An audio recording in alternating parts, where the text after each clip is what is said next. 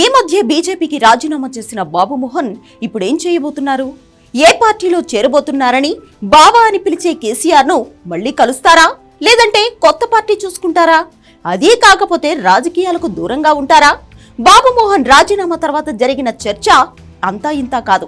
తన కొడుకును తనను బీజేపీ విడదీసిందని ఎన్నికల ముందు పదే పదే ఆరోపణలు గుప్పించిన బాబు మోహన్ కమలం పార్టీ పెద్దలు కనీసం తనను పట్టించుకోవడం లేదని, ఫోన్లు చేసినా ఎత్తడం లేదని ఒక రకంగా అవమానించారంటూ బీజేపీకి బై బై చెప్పారు బాబు మోహన్.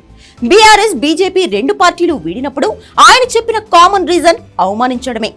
బీజేపీ మీద యుద్ధం ప్రకటించిన తర్వాత ఏ పార్టీలో చేరుతారు, కమలం పార్టీ మీద ప్రతీకారం తీర్చుకుంటారా అని ఆసక్తిగా ఎదురు చూసిన వాళ్లను తుస్సుమనిపించారు బాబు మోహన్.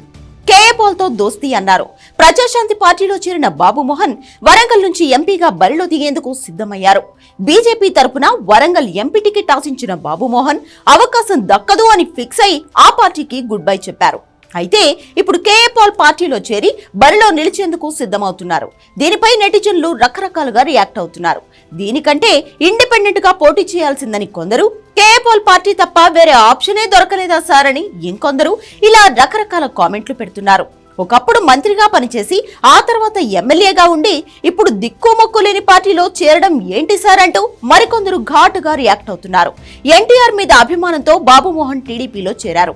1999లో మెదక్ జిల్లా ఆందోళన నుంచి శాసనసభ్యులుగా ఎన్నికై సాంఘిక సంక్షేమ శాఖ మంత్రిగా పనిచేశారు. 2014 ఎన్నికల్లో కాంగ్రెస్ అభ్యర్థి దామోదర రాజనరసింహ చేతిలో టీఆర్ఎస్ అభ్యర్థిగా విజయం సాధించారు. 2019లో బీజేపీలో చేరి ఆందోళన నుంచి ఎమ్మెల్యేగా పోటీ చేసి ఓడిపోయారు.